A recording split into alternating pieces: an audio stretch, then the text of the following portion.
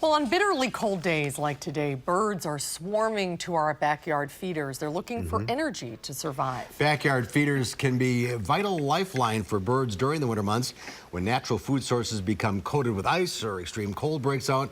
And there are some things you can do to help our feathered friends. Feeding wild birds is one of the most common ways people interact with nature in the winter months. That's right. And because of El Nino this year, a lot of migratory birds lingered longer and further north than usual. UW Professor Emeritus in Conservation Stan Temple is back with us. Good to see you, Nice Stan. to see Good to you. be back. So it's important for us to help the birds this time of the year. They need our help when it's Well, cold our like studies this. have shown that birds do just fine in most winters. But when you get a really bitterly cold snap, like we had over the last week, having access to the extra food from a bird feeder can actually make a pretty significant difference in their survival over the winter. That's interesting. Yeah. And water is as important as food, I would think. Well, for many birds, right, the water is almost as attractive as the food.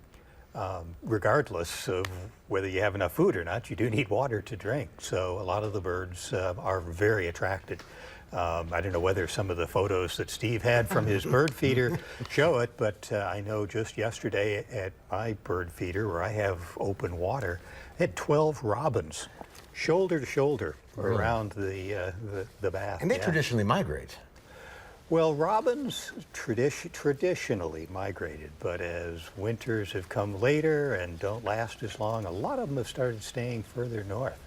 And we've actually helped them out, not so much with bird feeders, but the fact that we've planted a lot of ornamental fruit trees like crab apples and so on that hang on to their fruit over the winter. That are native to this area normally. Well, some of them are. But not this a lot many. of them, yeah, a lot of them are. But in any event, the birds find those ornamental trees, and of course we've got a lot of honeysuckle and buckthorn that's kind of a nuisance invasive species, but they also provide berries for birds like robins and bluebirds and cedar waxwings over the winter. With the El Nino weather pattern, it was such a warm start to the winter. And then how did that affect some of the birds that we're seeing in the backyard now?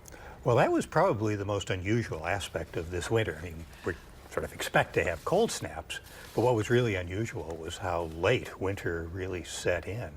And a lot of the birds that would normally have left Wisconsin lingered.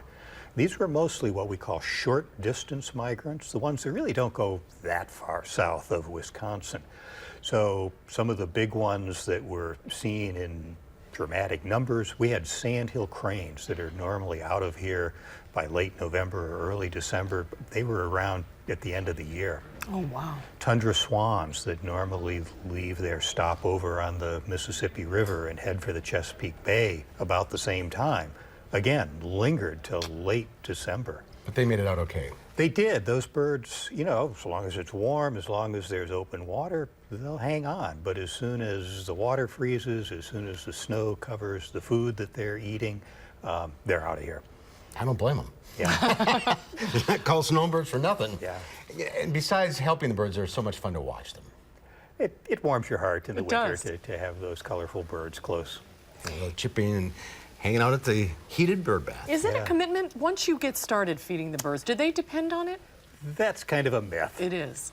When we did studies, we found that even birds that had abundant access to bird feeders, they never really got more than about a quarter of their energy requirement from the feeder.